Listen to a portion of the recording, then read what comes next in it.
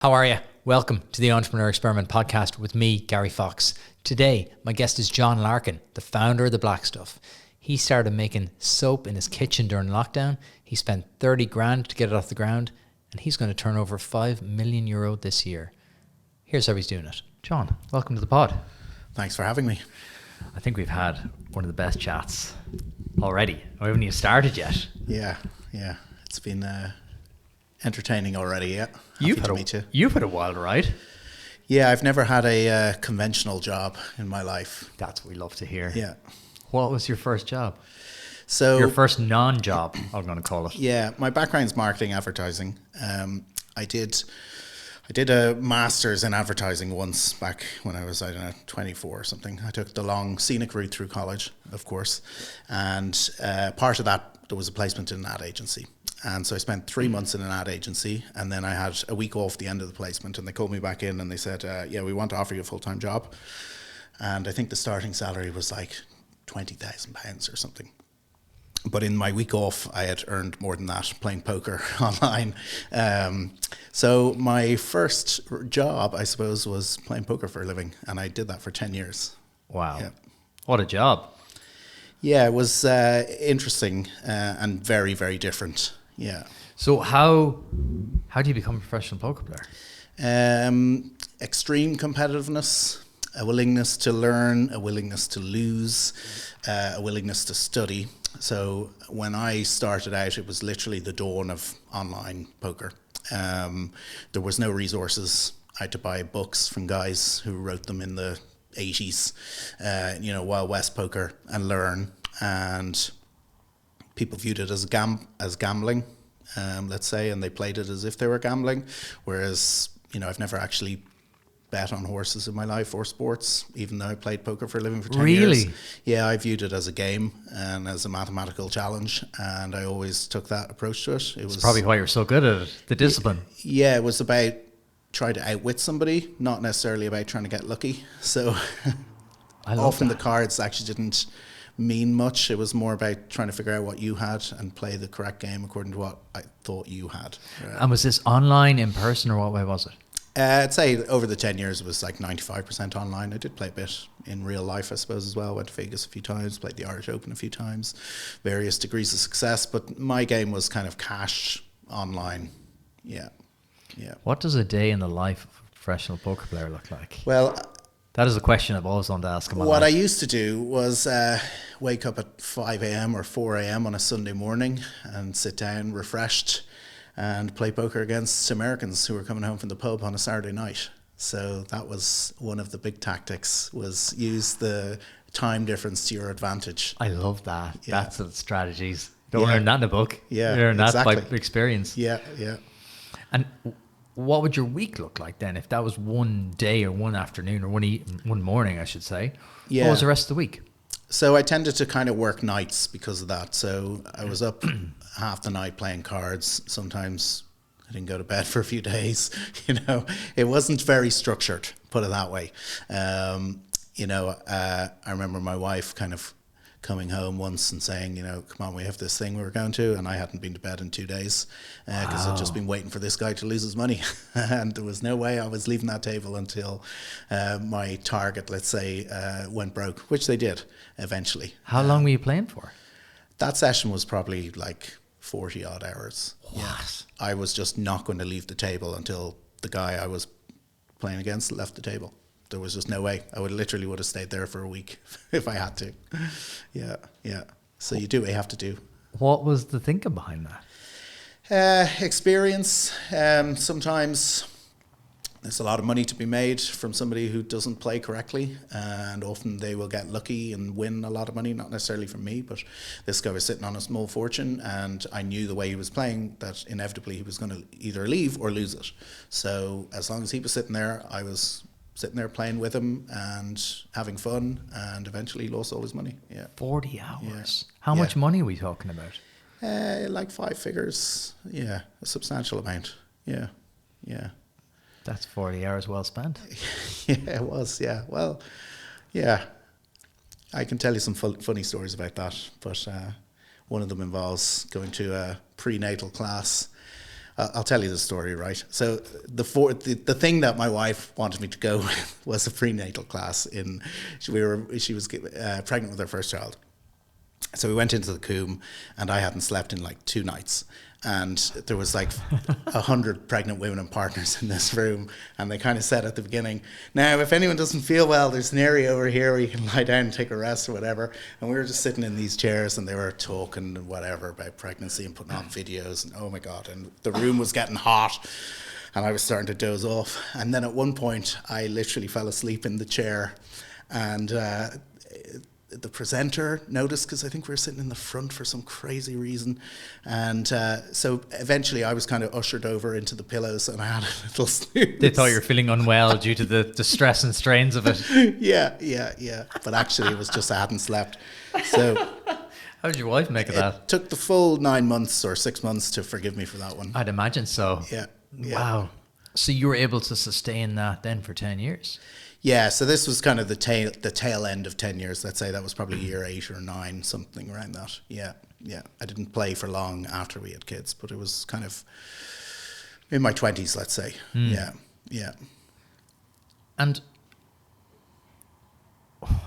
there's so many ways to go with this. I mean, I'm even kind of befuddled. And then how did it differ when you were in person? Did you enjoy the in-person? Did you like travel? What way was that?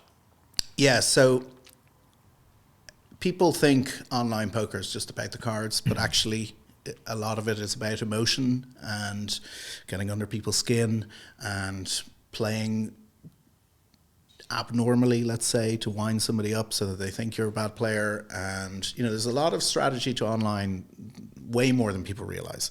And the way I played throughout my career was always very, let's say, aggressively and active. So the vast majority of people, if you played correctly, would be folding 90% of their hands, whereas I'd be playing maybe 70% of my hands, especially if I was targeting you. And if every time you raised, I'd be in. So I'd be giving a lot of action to get a lot of action in return. Right. And that doesn't necessarily translate into in person. It's very different in person when everyone's looking at you around the table. But I still played the same style, I guess. But people tend to frown at you more in person, I find, when you don't play correctly. A bit more pissed off at you as well after 40 hours, you just wipe them out. Yeah. Over the past 5 years in this podcast, I've spoken to so many amazing Irish businesses who started from a single idea and grown to become world-class companies able to compete with the very best on the international stage. And many of those started and grew with the help of their local enterprise office. From starting up to growing to becoming more sustainable or digitization, your local enterprise office has everything you need to make that happen for your business. Visit localenterprise.ie or click the link in the podcast description.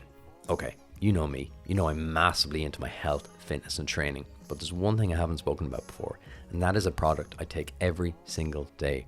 It's a product called Resilience, and it's made by an Irish company called Ethos. What's kind of funny is that every single entrepreneur I meet, that is the one characteristic they have: incredible resilience. So I like that little play on words. It's a multifunctional supplement that supports cognitive function, immunity, which is super important this time of year, energy levels, and it keeps stress at bay. I also love it because it's easy. If you're bringing anything new habit into your life, it has to be easy, and taking Resilience is so simple. I simply mix it in a glass of water every single morning, and I always throw a couple of extra in my gym bag to keep them with me. It's a really tasty blood orange flavor as well. It ticks all the boxes. It has B vitamins, amino acids, vitamin C, and adaptogens like reishi mushroom and ashwagandha. So, if you want to try it, I think you should. Go to weareethos.com, and because I like it so much, the guys have given me a discount code. So if you go to weareethos.com, enter Gary Fox at the checkout, you'll get 20% off, which makes taking Resilience about €1 a day, which is an unbelievable price for building some inner resilience. Check out weareethos.com. If you've been listening for a while, you know Iconic Offices have been my partner for ages now.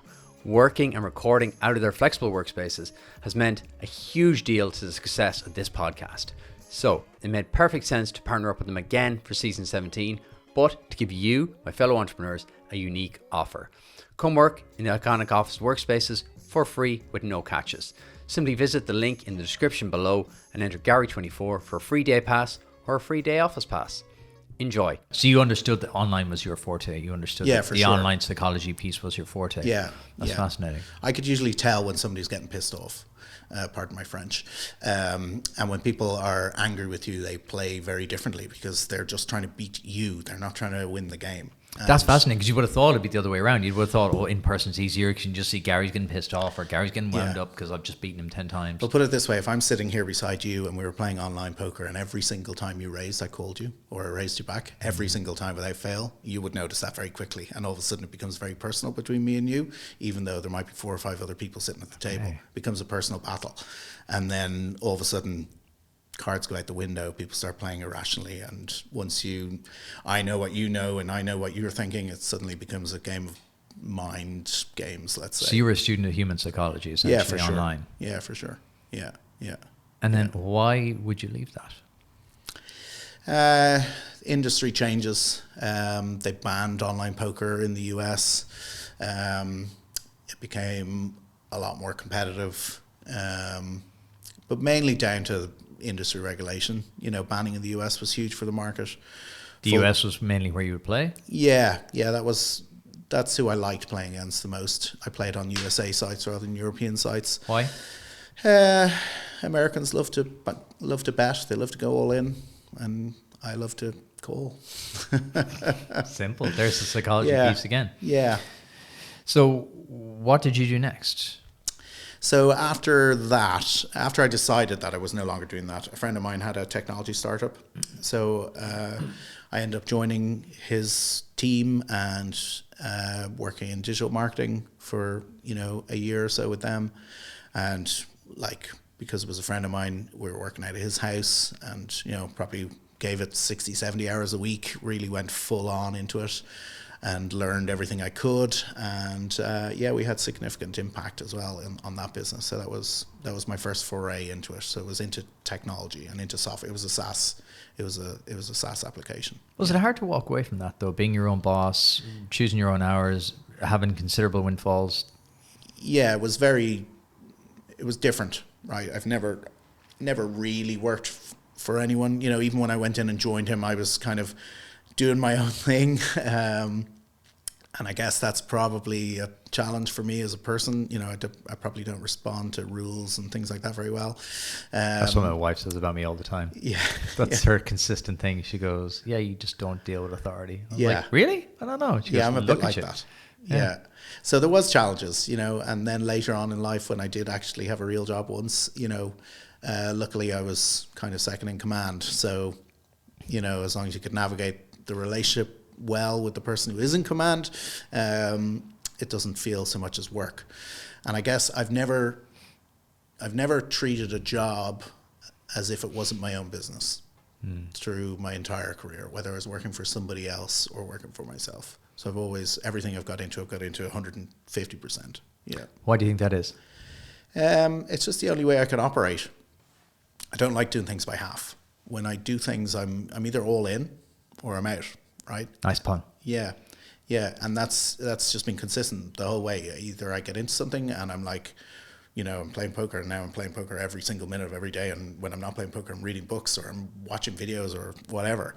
And then when I get into software, I'm learning every single thing. I even taught myself to code at one point. I go the extra mile to just learn everything I can about an industry if I'm doing it. So it's just kind of my wife would say I'm probably obsessive compulsive, and I probably am. Yeah. But you know how to manage it yourself. You know the skills and the strengths that gives you. Yeah. When I do something, I do it by 110%. Yeah. So after the ads business, then how long were you in the first business? So that was a software company. It was actually it was a mobile app prototyping software company. I was with them for about maybe 2 years, year and a half, something like that. And then I left that company and I joined I met a guy and we ended up he was starting it. I ended up kind of co-founding with him. It was another SaaS software as a service company. It was putting together eCommerce with Facebook advertising. So make it easy for e-commerce merchants to advertise their goods on Facebook by leveraging the platforms. So This would have been back kind of the early stages of this is like Facebook ads. 2013 or 2012. Right in the sweet spot. Yeah, it's literally the dawn of e-commerce and the dawn of Facebook ads. So it was an interesting time. I wish I'd started an e-commerce business back then rather than a Or SaaS. bought stock in just Meta and Shopify. Yeah, exactly. Yeah. I wish I'd done that because that would have been very fruitful. So we were working on that business for a few years. Raised a load of money. One of my co-founders went and lived in San Francisco. We were doing the whole startup dream. Ultimately, we were a bit too early and it didn't work out. But fantastic experience. Yeah, learned so much. You seem to be quite good at spotting trends. You seem to be quite good at spotting things at the right time. Where do you think that comes from?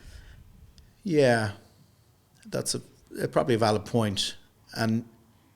And something I say to myself is, you need to act more when you spot them. It's discerning between a trend. For me, anyway, it's discerning between a trend and just a notion I'm after having. It's trying to decide between two of those things. Yeah, I am relatively good. I wish I was a little bit better at taking action because, I wouldn't say I'm a trendsetter or an early adopter per se, but I'm definitely, when crypto started, I remember laughing with a friend of mine in that SaaS business going, hey, we don't actually pay the bills here. We've got free power. We should start mining crypto.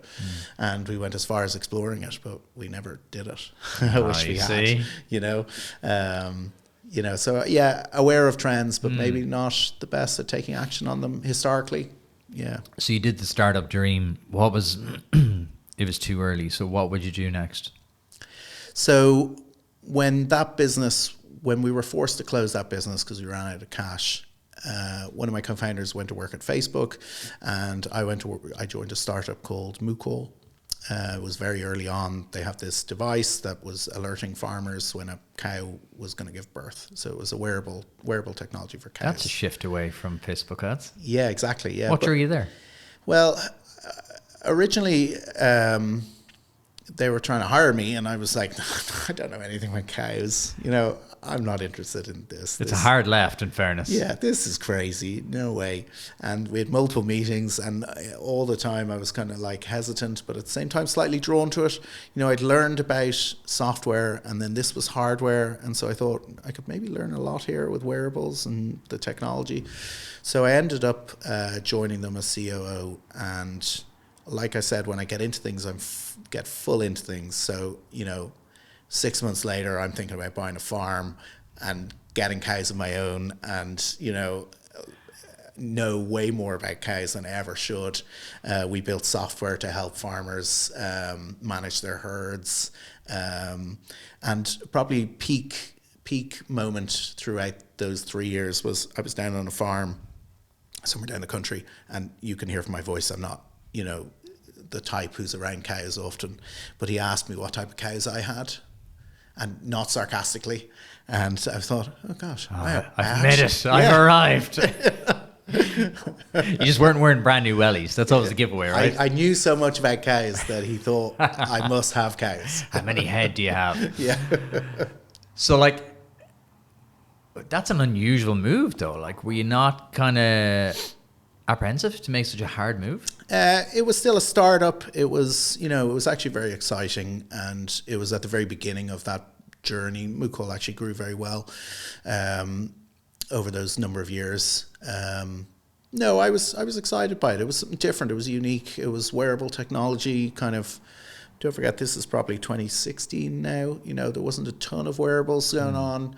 Fitbit had probably just been invented.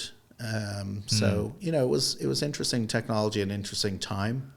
So I was kind of drawn to that. So we grew that from a standing start into a very successful business. We released another hardware product, which was a collar worn by a bull that identifies when cows are in heat. And then we built a whole software piece in the middle to use all that data for the farmers. So it was kind of interesting. Yeah. And what was the next step in the journey?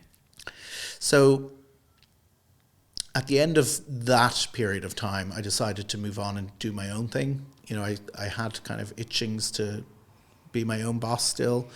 And I ended up getting involved back more in more traditional e-commerce. I helped a friend of mine grow an e-commerce business very successfully over a period of years, and it was a print-on-demand business.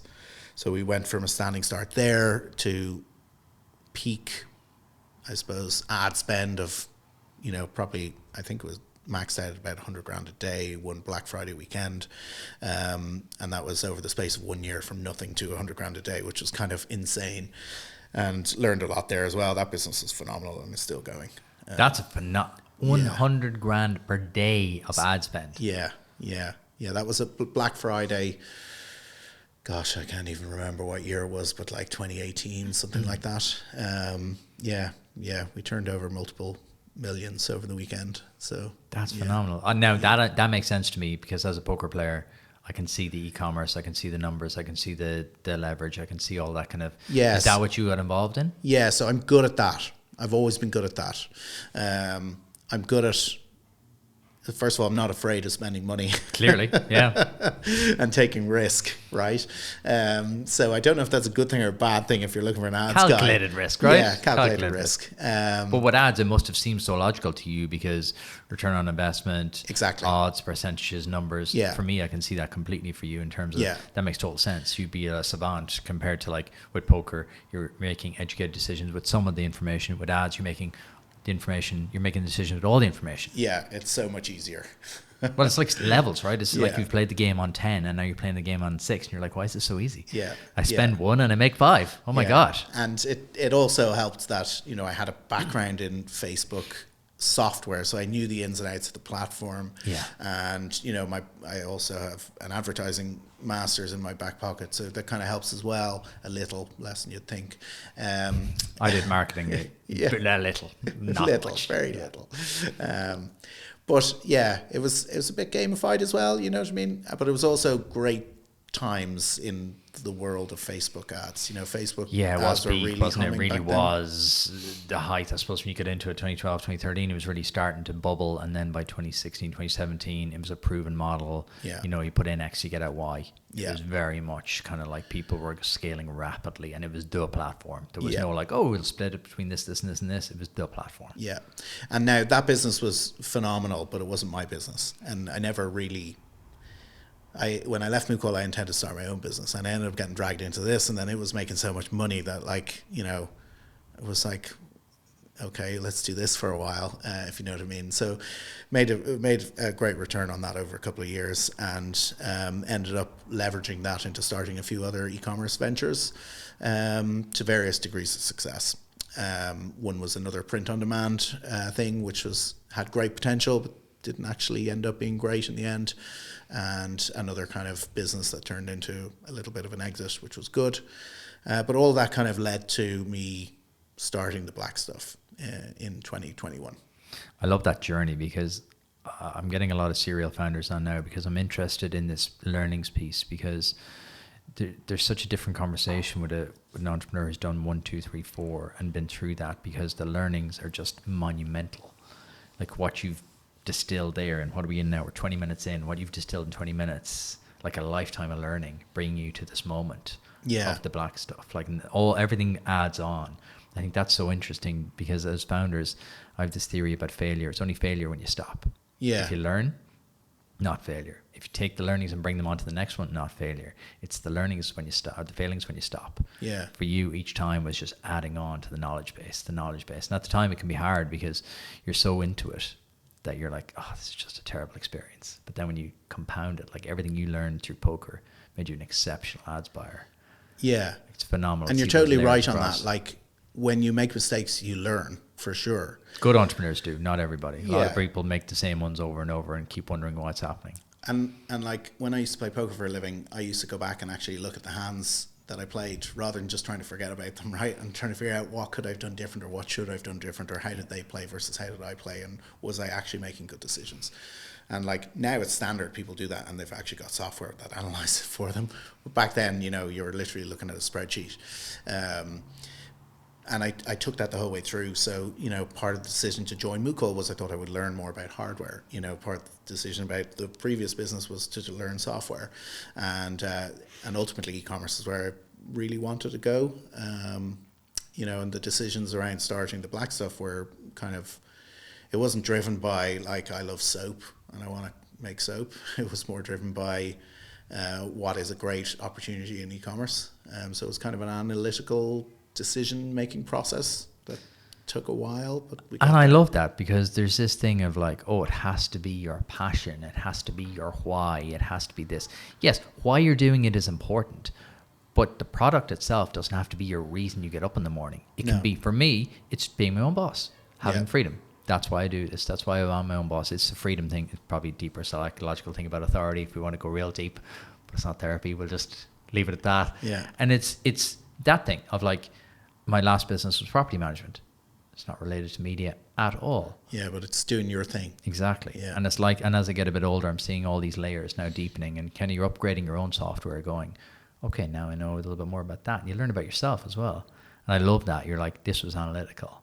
So talk to me. And you did the thing I love. You brought samples in. And this is cool. If you're watching on YouTube, if you're not, go subscribe on YouTube, The Entrepreneur Experiment. You will see the black stuff. We've got the Celtic Tiger and we've got Irish Mountain Rain. So talk to me what I'm holding here for people on audio. Yeah, so I guess, well, first of all, they're handmade, natural, fully natural soaps for men, made from all natural ingredients. We don't use things like fragrances because that would have been easy. So for some reason, there's two crazy things I've done in this business, right? So one of them was when I started, I decided to take the decision to actually make the products ourselves. And initially for the first 18 months, it was essentially me in my kitchen making soap like a lunatic.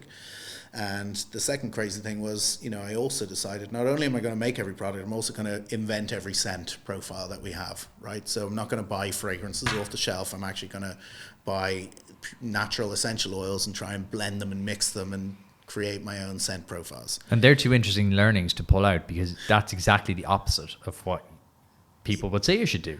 So why did you do it that way? Everything in my life leading up to this moment had been about me wanting to build a proper business of my own, let's say. And I wanted to be authentic, and I just wanted to do it in an open and transparent and authentic way and not take any shortcuts. I love that.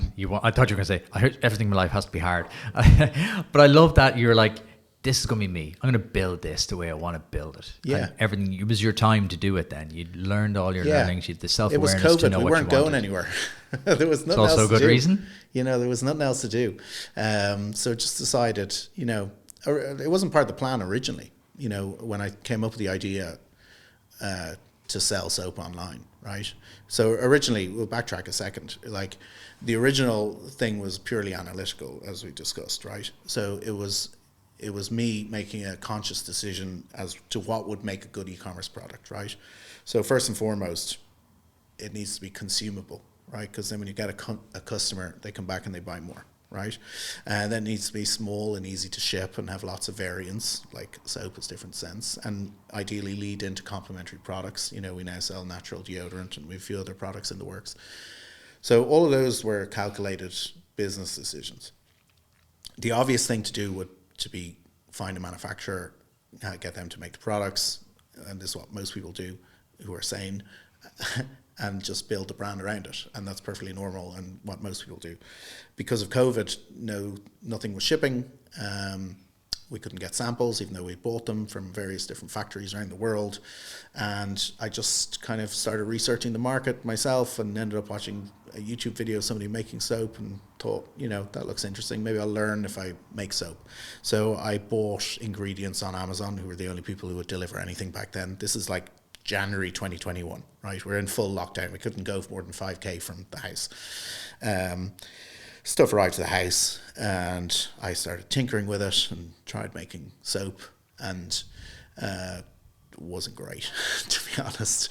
The first soap I made actually cut myself in the stomach, Why? I tried to use sand from the beach and water from the sea, and That sounds lovely. Yeah, but it turns out most of the sand on the beach that I went to, where it was actually kind of crushed seashells and glass. So it was a lot rougher than I expected. I was going to say natural exfoliant. Yeah, Yeah, I'm with you. I would have followed this path as well. Yeah, it nearly took a whole layer of skin off. But I didn't give up. So I changed what I was doing. I altered my recipe, and and like I said earlier, when I do things full on. So within a matter of weeks, more and more stuff was arriving in the house, and initially fragrances came, and then essential oils as I kind of figured out that I wanted to do it myself. And I, what went from making soap one day turned into making soap every day.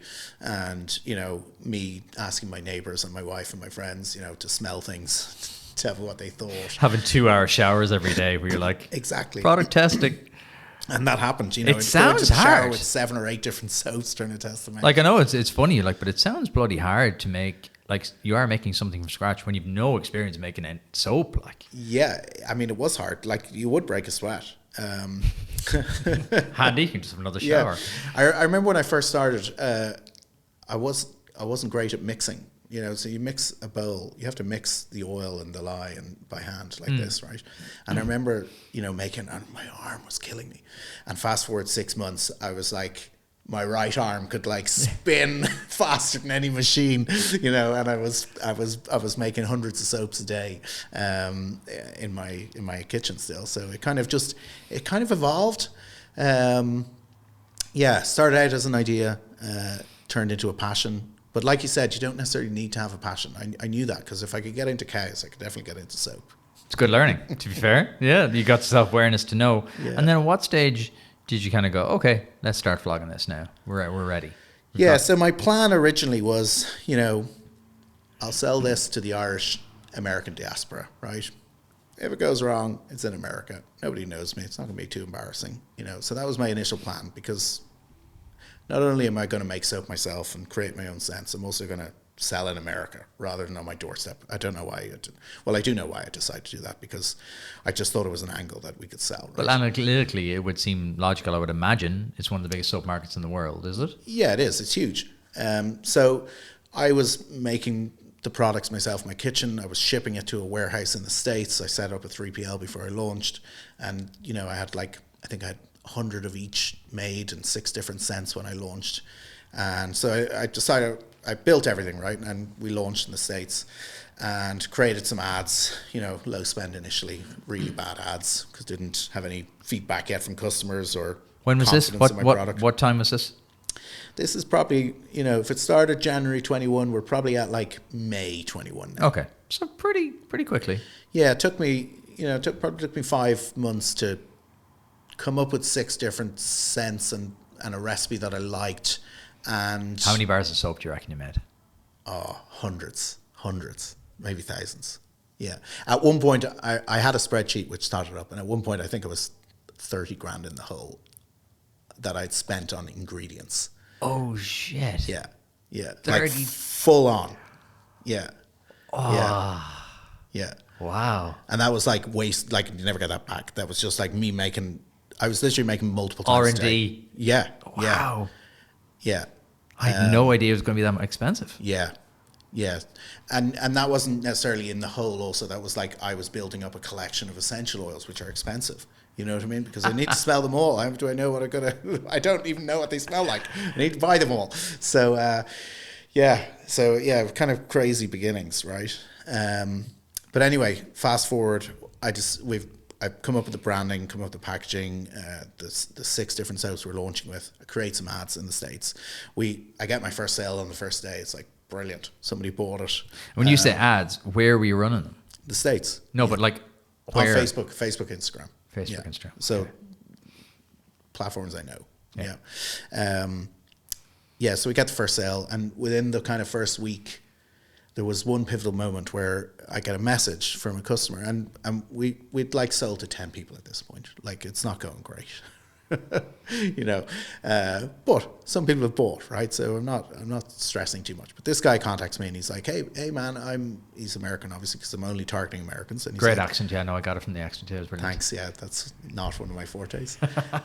So he contacts me and he's like, I'm going to be in Dublin. Can I meet you in person? That's so to get random. the soap. And this is like... You're a week in. Yeah. Oh, Lord. Yeah, it's like the start of June now, maybe.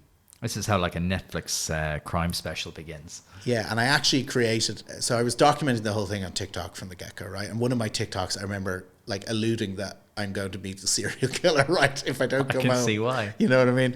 So I arranged to meet this guy in town, and I'm bringing him in his order of soap, and I meet him, and he's perfectly nice and normal, and I buy him a pint, and we had a chat, and turns out he was a natural soap enthusiast.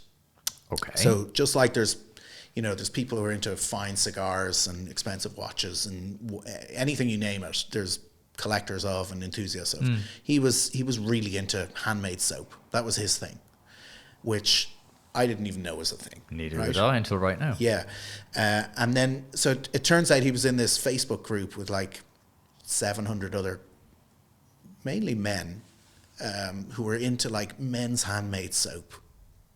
A niche within a niche within a niche. Yeah, and they were all sharing ideas and soaps that they were using and what it smelled like and all this. And they used to trade soaps to each other and send them back and forth across the States. And yeah, so that was eye-opening. So I learned a ton from that point.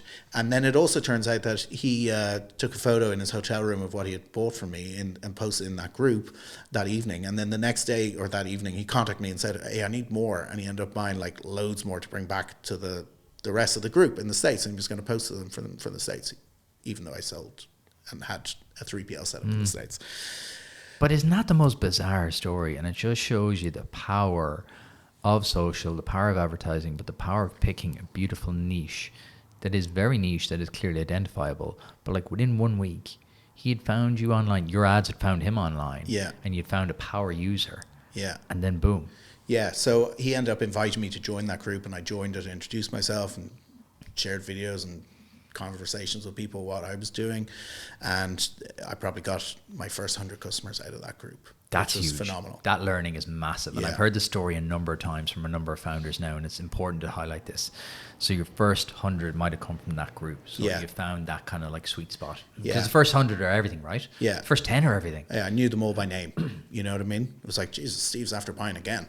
Because people think, oh, online ads, just throw some online ads, and you're like, well, it's not that simple, or everyone would be doing it. Yeah. Whereas you did it, but then you go deeper into the niche. It also humanified or Humanizes, yeah. humanized, that's the word I was looking for. It also humanized the whole ad experience, right? So instead of just ads turning into customers, these were actual real people who I was interacting with, and they'd message me and go, hey, I just bought, and then I might have a conversation, and like they say do things that are not scalable. I did a lot of unscalable stuff at the beginning.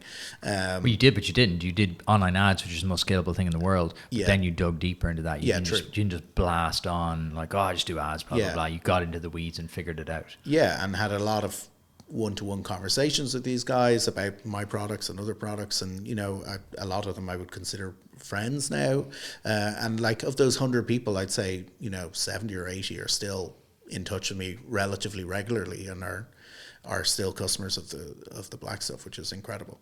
Yeah. And how did you scale then? So that's your first 100. Your Facebook group might have been the first 100 along with ads. What was the next kind of 6 months?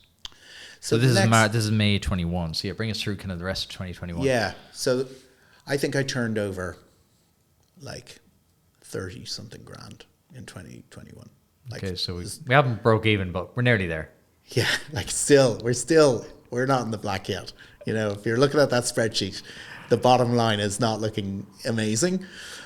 But there's starting to be a little bit of light at the tunnel. You know what I mean? Yeah. Like there's something. I mean, I know a lot of businesses don't turn over 30K in their first month. I know a lot of funded businesses don't turn over 30K in their first couple of years. Yeah, and I think, it's my stubbornness and probably also my own personal financial position at the time that I was able to wait it out and learn and adapt and improve and grow slowly, you know what I mean? So I never really pushed it. I didn't start trying to scale ads. I didn't, we spent next to nothing on ads that whole year. A little bit of dabbling. It was more about learning the product, learning the customer, learning how they thought about the products, what they liked. I ended up launching 4 new products and developing my strategy for limited editions, which have been absolutely vital and pivotal to the entire business since. Limited edition. Talk to me about that. Yeah.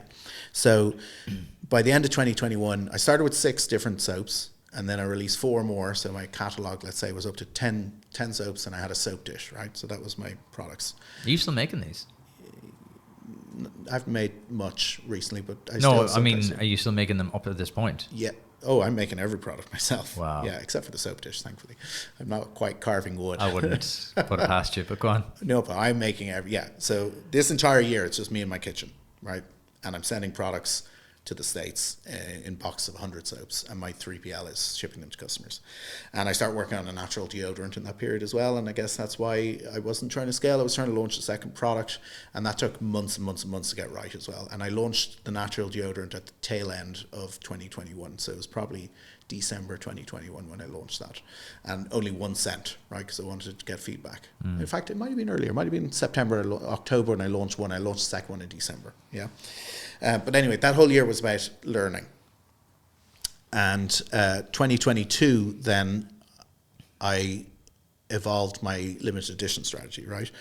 Which is not unique to me. Lots of people do this, right? But let me explain why it's so important to the black stuff, right? So instead of creating loads of different soaps, which if you just look at the business from a revenue perspective, every time you launch a new product, like a new soap or a new scent, all your customers come in, they buy it, and it's brilliant, right? So it gets tempting to just release new products. And that's why sometimes you see people with a really big catalog when they're in an industry like this, which is scent-based or flavor-based, right? Every time we release something, we sell more. So why wouldn't we keep doing that? Let's do that every month. Let's do that every week. But all of a sudden, the problem is your catalog becomes so inflated that you can't, and this was because I'm making it all myself, I couldn't keep up, right? If 10 was already 10 different scents. That's a lot, like. Making it myself in my own kitchen was, demanding enough already. So I knew that I couldn't just keep, I couldn't go to 15, 20 cents. I only have 20 days in the month that I'm going to be making, let's say. So I decided, well, let's do it as a limited edition, right? So in February of 2022, we launched Relax the Cax, which was our Valentine's Day limited edition. I can see your advertising background coming through all the time. Yeah. Relax the Cax. So I wanted to launch a product for Valentine's Day, but I didn't want it to be for women because I still wanted to keep us selling to men. So I didn't want to be a gift that they bought for their other half.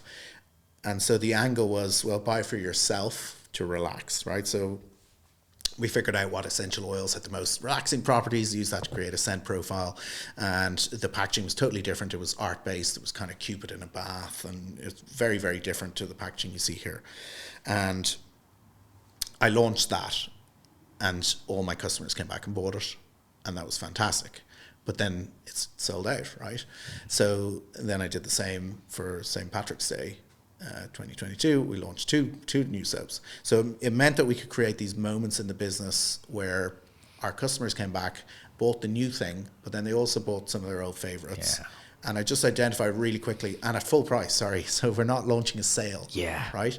So they're coming in. That's the issue at the minute in e-commerce. Yeah. So, and that's one thing I hate about e-commerce, that is people who email market, it's like, what do? We just send another 10% discount, 20% discount. Because then you stop buying. I see it myself. Yeah. I just wait because I know it's coming. I know the 25% is coming. I just got to wait. Even if I really need something, I'll be like, no, it's going to come soon. You train the customer to wait for discounts. And I personally Pavlov's dog.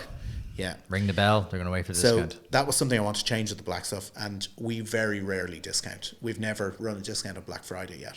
We don't. I have another strategy for that. Well, you're zigging when people zag. Yeah.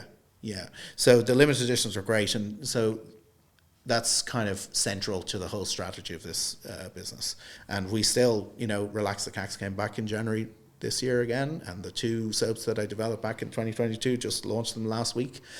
Biggest day ever in the history of the black stuff was last Friday when we relaunched the Shamrock Saint and What's Your Poison, which are the 2 congrats, man. That's big. St. Paddy's Day ones. So yeah, we're still using the same strategy, and we've expanded our core line now to 11 soaps, so we have 1 extra. I like you're a master of human psychology though, like the scarcity, the FOMO, the fear of missing out. When it's gone, it's gone. Yeah. You see that great businesses are able to leverage that, and you're able to leverage that exceptionally well. Yeah, and I'll tell you what we do then for Black Friday is we deliberately mark them out of stock, right? Because even if I didn't sell out, I was not going to be the guy still selling St. Patrick's Day soap in September. It's right? grim. It sends out all the wrong signals as well. And So- I see e-commerce businesses doing that Yeah. now. I'm like, oh gosh, just So we deliberately always have like, nope, it's gone now, and we just mark it out of stock whether we sold it or not, and that's tough. It's gone, the good right? thing about you is that I'd imagine there's a long shelf life on these things. Yes, yeah, there is, which is great. But for Black Friday, what I end up doing is saying, well, if you spend, I've done it the last 2 years or 3 years actually, and it's worked really well. 2 years maybe. If you spend a certain amount, you get a free mystery gift, which could be one of our out of stock limited editions. Right, so we use Black Friday to offload all our old inventory that we didn't sell, and we just give it away for free. Brilliant. But they still buy it at full price, everything else. So, and we have 2 layers. If you spend 35, you get 1. If you spend 65, you get 2 free products. And it's a brilliant way of clearing out our inventory while still selling everything at full price. The customer feels like they're getting good value for money. That's the novelty, the surprise effect. Surprise, they don't How know what they're often gonna in your get. life do you get a genuine surprise? Yeah. So we do that, and we're going to keep doing that. I think it's great, and I would highly recommend anyone in e-commerce to try and come up with something similar, because That's brilliant. if you just run a 30% off Black Friday sale, that's actually 50% of your margin, your net profit you're giving away. I was having a coffee with an e-commerce retailer recently, and we were sitting in Dubrays on Grafton Street, and he's like, look down the street right now. When was it? This was Feb.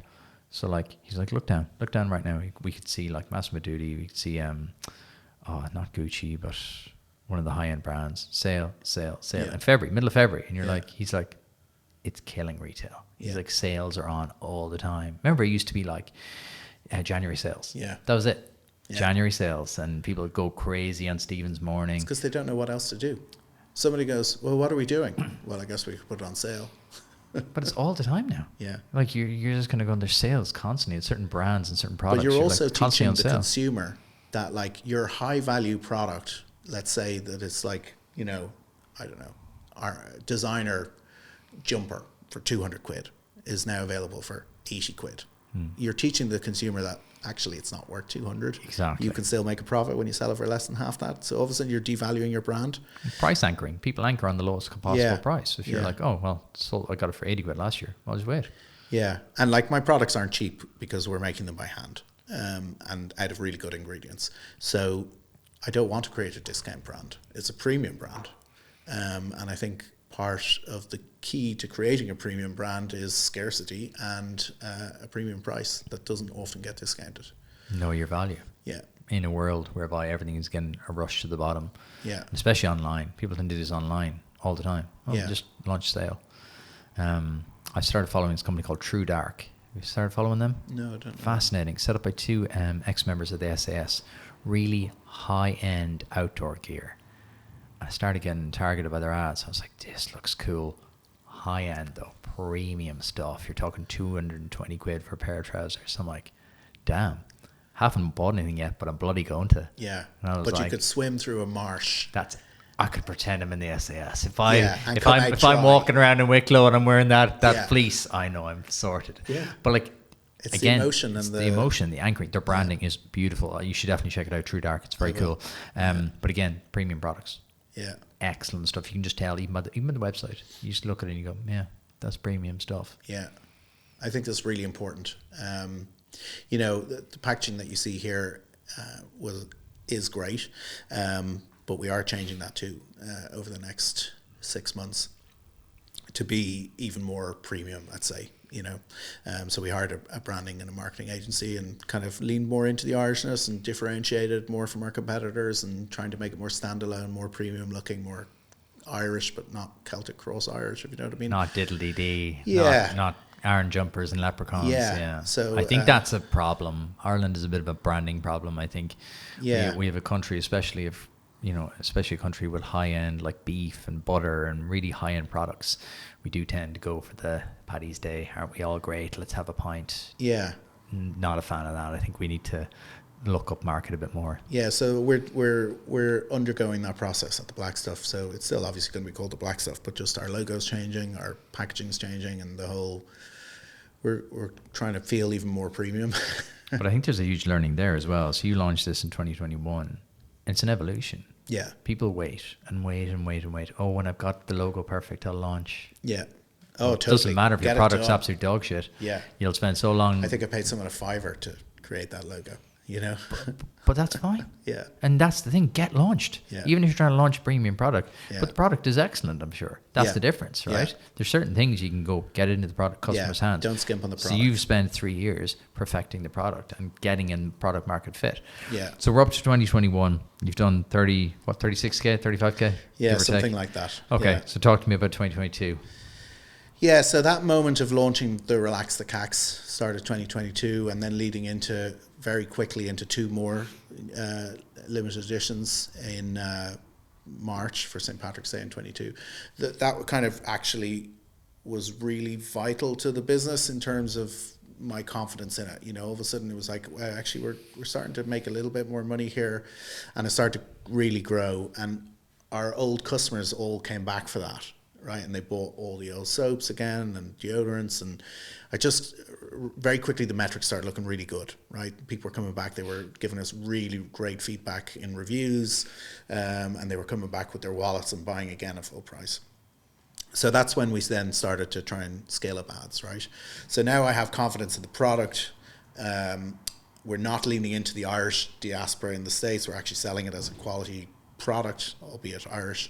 We launched in Ireland shortly thereafter, and it really started to take off.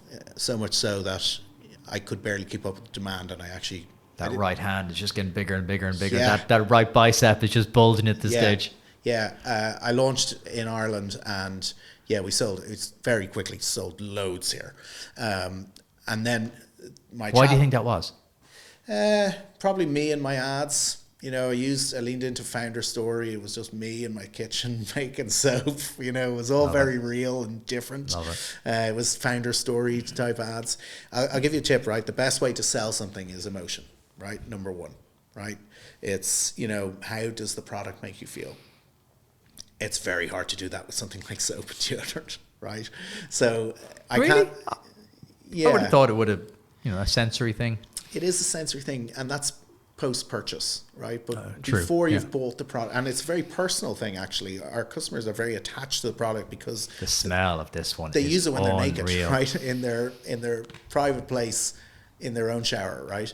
So it is a very personal item, but to connect with a future customer, you can't really lean into the emotion of it. So I tend to lean into the Founder Story, which is telling my story, how I started my kitchen and showing me having made it and all that type of stuff. So that just resonated and worked really well. And all of a sudden it started working well in Ireland. But the downside was it's still me in my kitchen. And instead of having a 3PL in the States doing all the pick, pack and post, all of a sudden I've got like 50 orders that need posting, right? It takes quite a long time to box up their order, check that it's right, write them a little thank you note, and bring it to the post office, right?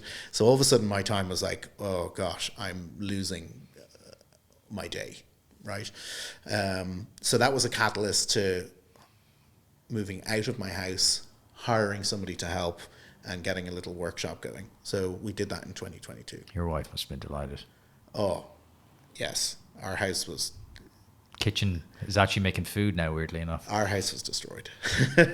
Like, not physically, but emotionally. Could smell worse. In fairness, it Yeah. could have been. The neighbours could have been used to cooking say- meth. There's a lot of worse things you could have been doing. The neighbours used to say, like, I always know when, little Johnny's been in your house because he comes home and he smells of soap.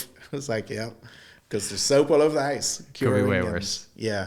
So you got a workshop 2022. Yeah, so middle of 2022, I rented somewhere close to my house because I still wanted, that kind of freedom. Hired somebody to help, and that was really pivotal, transformational moment.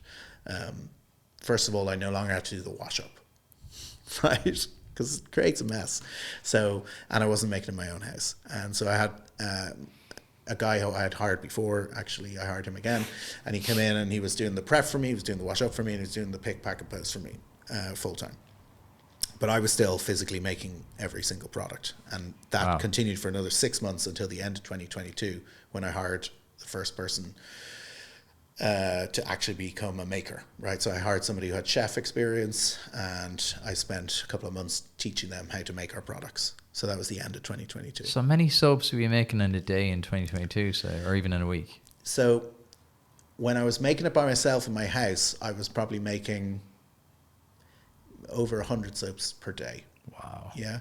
So it's 9 in a bag, making 54 at a time, times 6. I might be making like 200-300 soaps a day by myself in my house. Wow. Plus deodorants. So maybe like 4 days a week I was making soap, 1 day a week making deodorants. And then when I moved to having somebody helping, I was able kind of to double that up, right? So it's making maybe 500-600 soaps a day. Right now we're making about 10,000 soaps a week. What? Yeah. That's awesome. So if I go back to the very beginning of the business, when I decided to actually make the product myself, I did the maths. It's like, is it feasible to hire people to make this 54 soaps at a time? Like, am I nuts? Am I just going to run out of money here? So I did the maths, and yeah, it is. People, the math. The maths work. You can scale up a business with a handmade product when you're selling at the price we do. But when you know your stuff like you do, you've done it, you've made the thousands of bars, you know exactly how long it takes, exactly how much goes in, exactly how many hours, exactly the minute. Like, that can't be, you can't learn that in a spreadsheet initially. No. That has to be done through literally and I did blood, sweat, and everything. tears. For the first 18 months, I made every single product we sold. For the first 18 months, every customer that bought from us in Ireland, I packed it and brought it to the post office. I knew most of them by name. I'd recognize if somebody bought more than once and all those things. And I think you learn a ton by doing it yourself. And I think it's invaluable. So when it comes to training somebody in, I know exactly how it works. Yeah. When they're cutting the soap, I know how long it takes. I know how long it takes to put a soap in a box because I did that.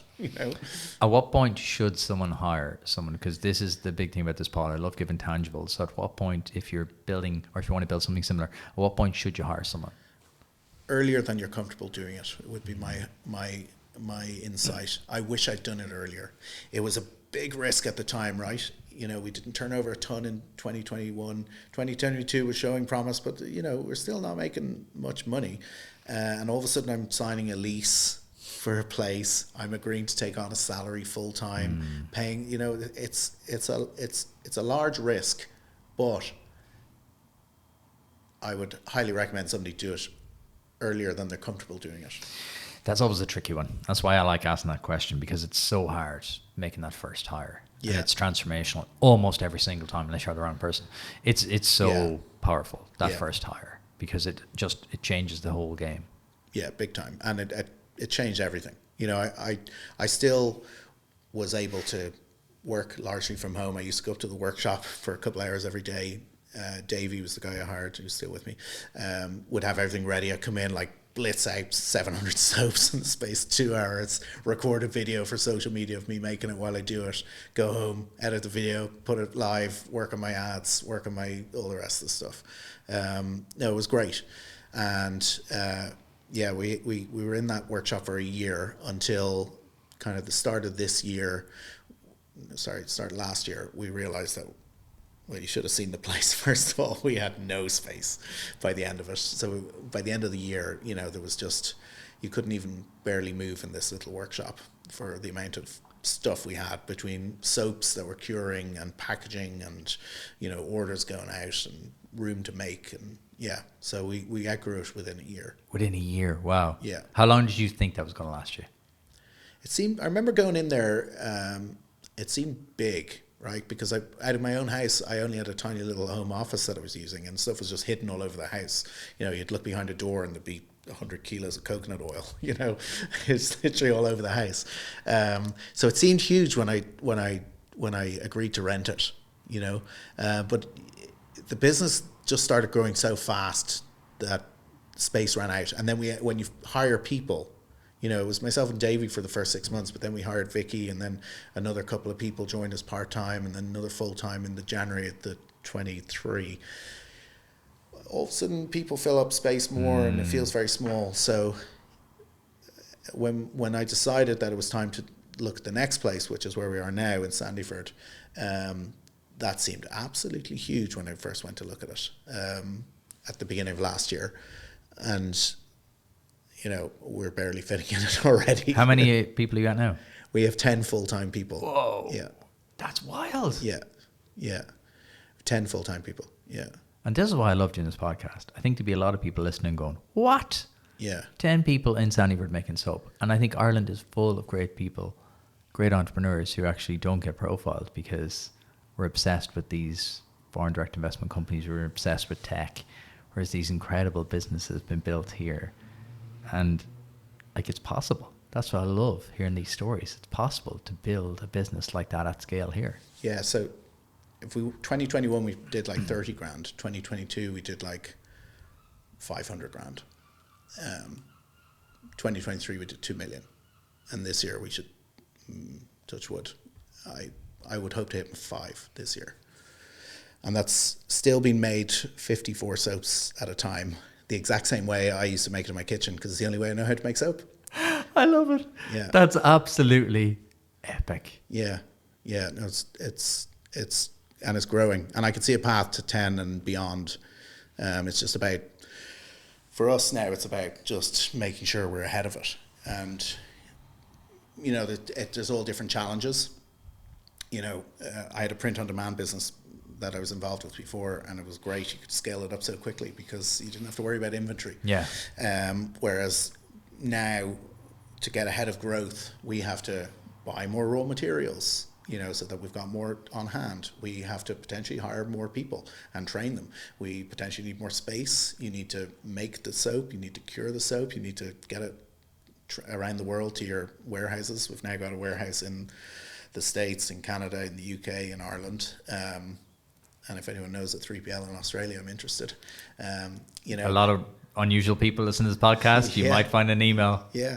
And so like, and all that's before you can scale up your Facebook ads. You need to have all that in place. So we've already done that last year as part of our strategy for this year. So we're set up to hopefully take on 4.5 to 5 this year in turnover. And have you raised funding, or have you self-funded, or how have you funded this? No, it's all self-funded.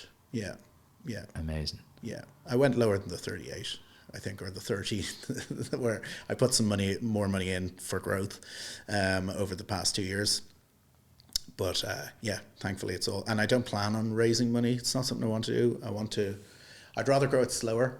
Well, slower. Yeah. Sounds like it's going okay. Sounds like you'd be all right. It's going great. Yeah. But all our capital is in inventory and raw materials. Yeah. You know what I mean? To get ahead of growth. Like, What I'd say a number of things, but what changed? Because those jump up in figures is astronomical. yeah, that's just me scaling up my customer acquisition. You know, if we backtrack, I'm really good at ads, right? So it took a few years to get good at making and scaling up our manufacturing so that I can grow our customer acquisition. And, you know, right now we're acquiring, you know, over 100 new customers a day. Plus we've got like over 100 old customers coming back every single day. We have 40,000 customers right now around the world.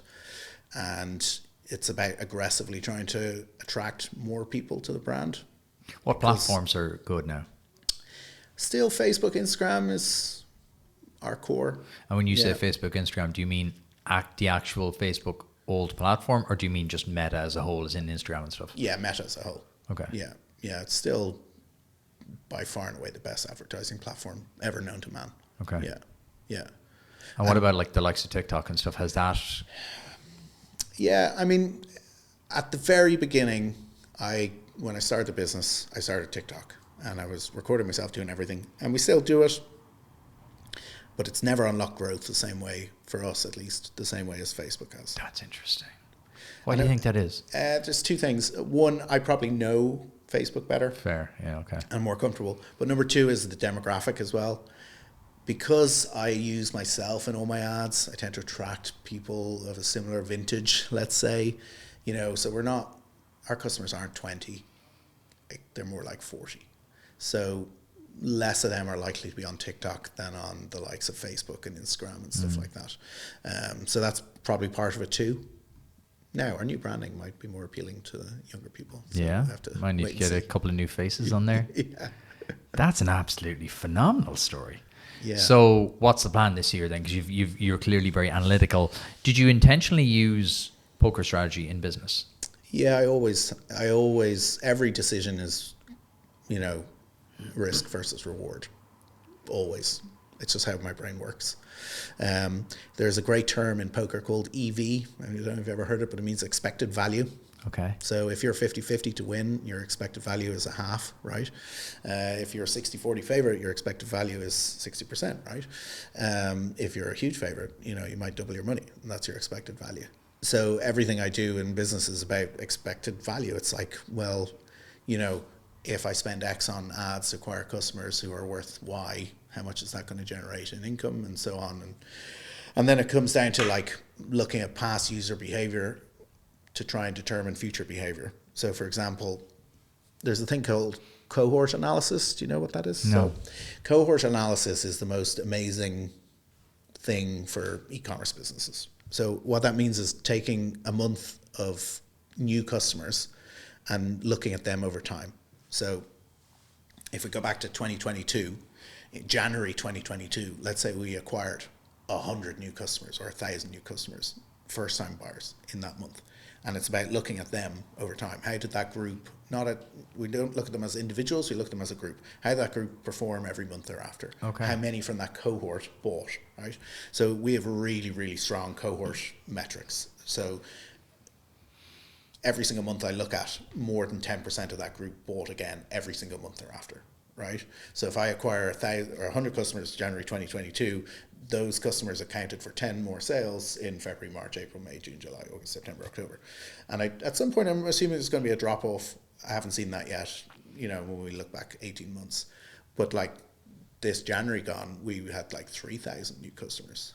So when you look at that, you know that's going to be 300 more sales in February, March, April, May, June. Okay. So it's like you're able to predict forward. Yeah. Yeah, so it's like a ladder of growth, a staircase of growth ahead of us. So I know, like, if we didn't sell to one new customer in the next 12 months, we would nearly have the same revenue as last year, just from our old customers coming back and buying again. What's triggering them to repeat purchase? Is it you through email, through social, or is it natural? It's our soap. It dissolves in water and they end up with an empty box. But that's interesting, right? And that is good. But then there is the friction of, must go on my laptop, must like reorder this. Like how's that happening? That goes back to having a really, really good product. Okay. Yeah. Our product is genuinely really good and people enjoy using it. And when it runs out, they want to buy more. Okay. Now, we do a great job of staying in touch with them because 6 or 7 times throughout the year, we're launching new limited editions or Gotcha. the old limited editions coming back. Because that's the thing, isn't it? Stay in front of mind because you live in a world of constant distraction now. We're constantly bombarded with all these things. So it's staying front of mind. So key. like I know my calendar ahead of me. You know, January 1st, we relaunched Relax the Cax. Last week, we relaunched our St. Patrick's Day, 2 different soaps and stuff like that.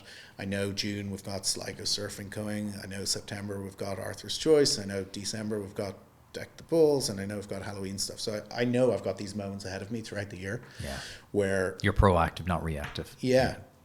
And it's about layering onto that. Yeah.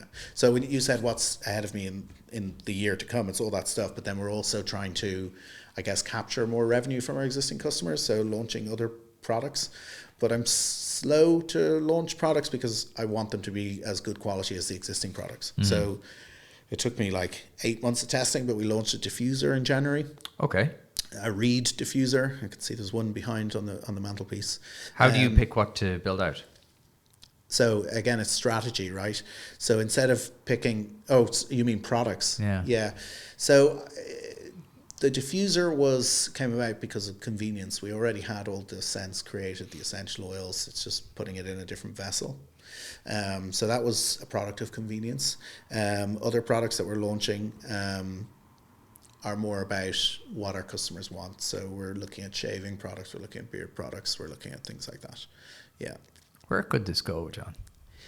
To the moon. Genuinely, because this is, I have to say, this is episode probably 336 or 337. This is one of the most interesting, clever, strategic, stories I've heard on the pod. Well, thank you. I'll tell you what, I'm not trying to build something for today, tomorrow, I have like a 10-year plan, maybe even a 100-year plan ahead of this. I'm genuinely trying to build, like Nike started somewhere. Huge brands started somewhere with one guy in his house coming up with a pair of shoes. People forget that wasn't that long ago. That is the most recommended book. The Hard Thing About the Hard Things and Shoe Dog are two of the most recommended books in the podcast. Shoe Dog's a great book. But people forget, that was just one dude. Yeah. That was just one guy selling shoes. Yeah. So I love because, right, soap, it's not exactly a new product, right? People are always searching for the new thing. Oh, this new tech product. Oh, this new AI product. Oh, the metaverse. Build fantastic products. Yeah. There is enough room in the world to build more fantastic products. I teach down in Trinity, and on a Saturday, the queue will be down the street from Bread 41. Yeah, I've been there. It's brilliant. It's just a bakery. Yeah. In flippant, simple terms. But it's not. Yeah. Because they do it exceptionally well. Yeah. The queue is down the street for a reason. Yeah. So this, I love when people take a simple product and just make it so good. And especially here in Ireland, I think we've ample scope to do this. We have incredible products like food, drink. There's definitely scope for more brilliant products like this. And do you know what? Part of how we have a great product, right, boils down to me being inexperienced. So when I started, I didn't know the rules of soap making, right? I was teaching myself. Yeah. I was doing my own research. I was doing my own experimentation. I didn't know that, generally in a soap, you'd never really want to put in more than 1 or 2 or 3% of shea butter because shea butter is really expensive. I just read that it was really good for your skin. So I put loads of it in, right? And now our soap is actually more than 20% shea butter, which is really expensive, but it makes your skin feel really good. So you feel great about the product after you use it. And so I just didn't know the traditional rules, let's say. I was just experimenting and doing things that I liked. And I've done that with my deodorant as well. And it's really kind of stood to the brand. People often ask me, are you going to make products for women? And the reason I don't is I don't know what they like. I actually don't make products for men. I make products for me. That's all I do is create things that I like, and then it works. I love that though. I always say this, turn your weakness into a strength. You didn't know the soap business. No, that's just. But that shouldn't stop you. You should be able to. Yes, there's great having deep domain knowledge, but you deep domain knowledge in ads. Yeah. You layered that on top. You don't have to have it all. Yeah. People are always waiting to, when I'll do one more course or read one more book or read, listen to one more blog, watch one more blog or whatever.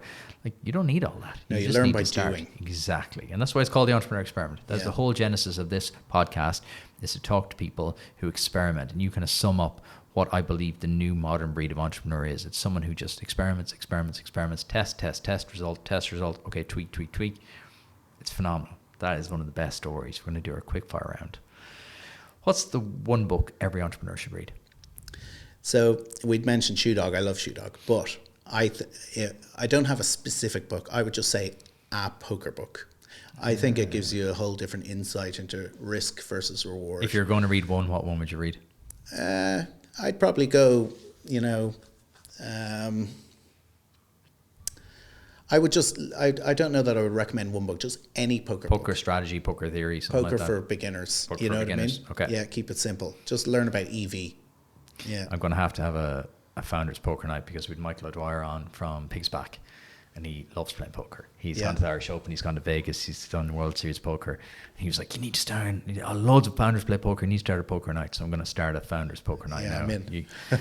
I'll organize. I'm definitely not going to play after you two sharks. What's the biggest thing you've learned about yourself since starting the business? The biggest thing I've learned about myself is to just be honest and transparent, and that goes a long way. I have very strong feelings about how companies should represent themselves. And, we started on TikTok, recording what we're doing. We still share everything publicly. I share the figures I've shared here on my Twitter. I've shared every quarter. I put our financial figures out there. It's not because we're boasting or showing off. It's just transparency. Same with all our ingredients, all our methods, how we make our things. And so ever since embracing that, I think it's really important to me as a person, I guess. I share the exact same thing. Every month I share my stats on LinkedIn. Yeah. And it's bloody hard because they're not massive, but they've been growing. And I share what I've learned and what I haven't learned. And it's funny.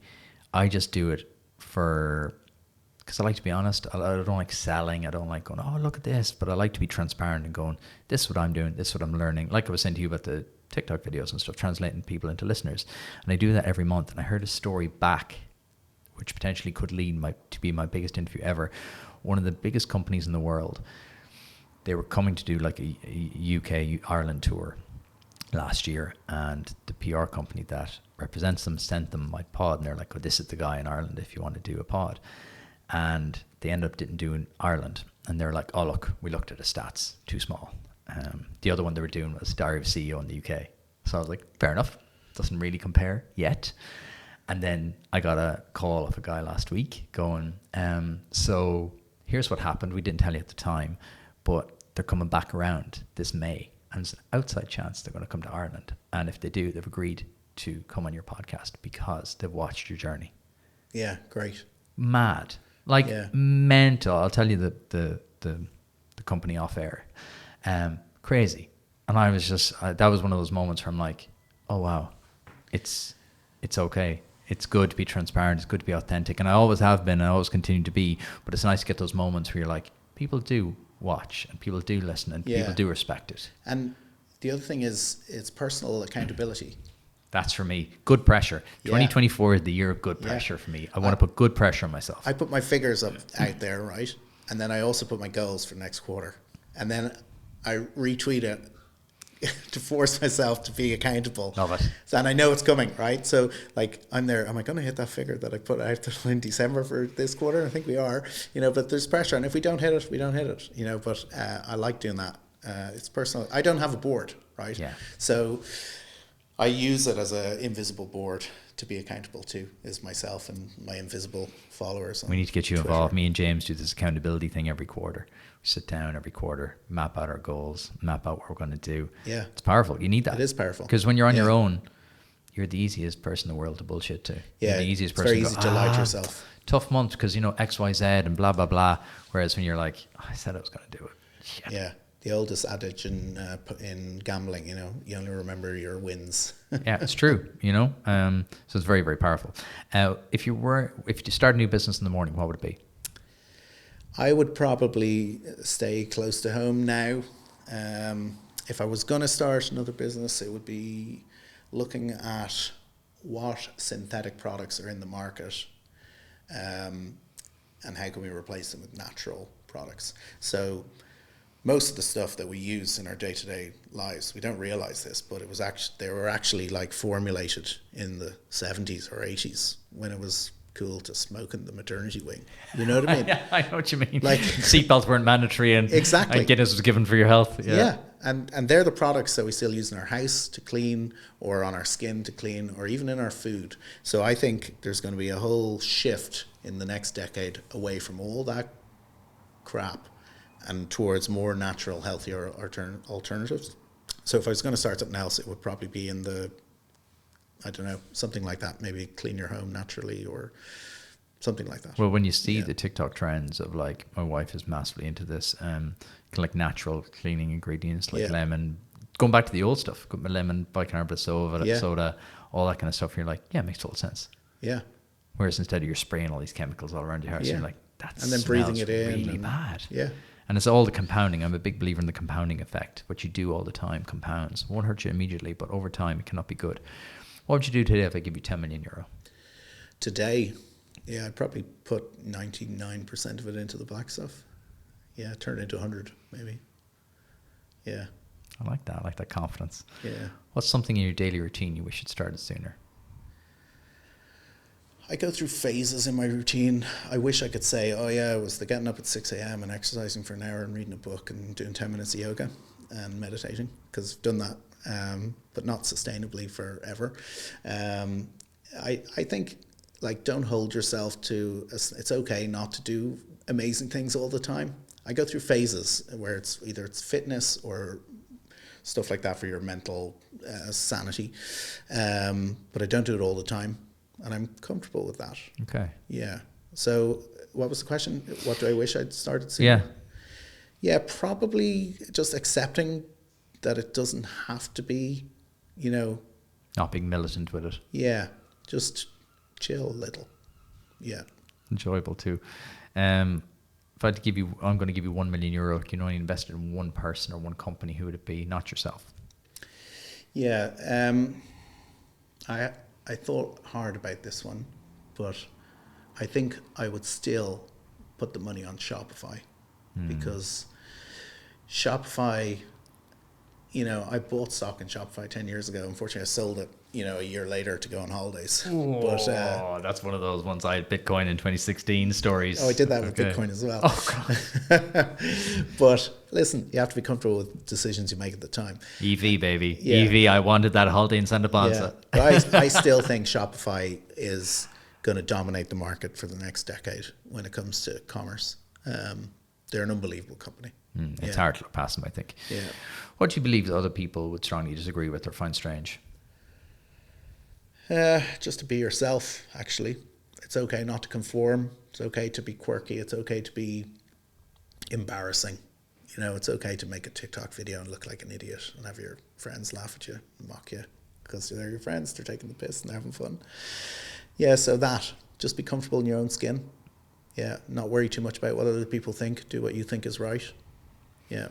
I put out about 2-3 hours content every week. My tip is don't read the comments. Yeah. That's my tip. I like reading the comments. Do you? Yeah. Oh, no.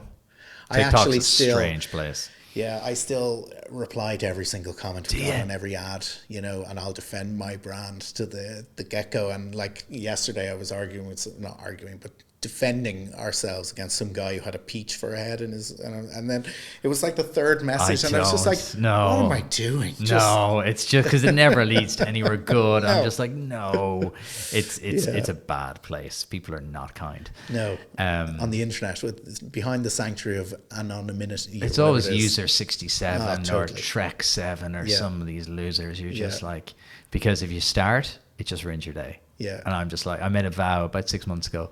I made a vow like, nope, that's it. Well, do you know what I do, right? I didn't tell you earlier, but we have this Facebook community, a bit like the Soap Group, right? But there's 7,000 Black Stuff fans in it. And often I will engage with naysayers in ad comments and then screenshot it all in a humorous fashion and wind them up and then screenshot it and share it into our group for comedy value. Nice. So, see, yeah, you're reusing this thing. Yeah. I was only saying to someone last week, I had to go in and check something and I was like, what is wrong with people? I was like, I think I'll hire someone part-time just to go in and be funny. Yeah, fun in the ad comments. I think I'll just hire like a reverse troll, just a comedian who wants to earn a few extra quid. Yeah. I'll just get him or her to go in and just be funny in the comments back to them. What's something in your personal life you spend money on that brings you happiness? Holidays, for sure. It's something, thanks to my wife and her expensive taste, that we've always done ever. And maybe it goes back to playing poker for a living and not having respect for the value of money and things like that. But we've always spent way too much money on nice holidays. It's all relative though. And if your kitchen is now a soap factory, I think she deserves it. Yeah. What's your favorite holiday? Skiing. Skiing in Whistler, Canada. My favorite place. Yeah. That is bougie. Yeah. Good for you. Yeah. Nice. Yeah. What's your final piece of advice to every entrepreneur listening? Take risk would be my advice, but calculated risk. And let me backtrack, actually. I'm going to change that. It's be patient, okay? It's take risk, but in a patient manner. Success takes time. That's one thing I've definitely learned, and you can't force it. And if you try and force it, it leads to more risk of ruin. So your expected EV goes down. And just think about, growing slowly over time is not necessarily a bad thing. Good things take time. Super. John, that was one of the most enjoyable interviews we've ever done on this podcast. Thank you so much for coming in. Where can people learn more about you, but most importantly, buy some of the Black Stuff? Yeah, just theblackstuff.com. Yeah. Great name, great domain. John, thank you so much. Pleasure. Made it all the way to the end. Click here to subscribe to the channel. And click here to listen to last week's interview.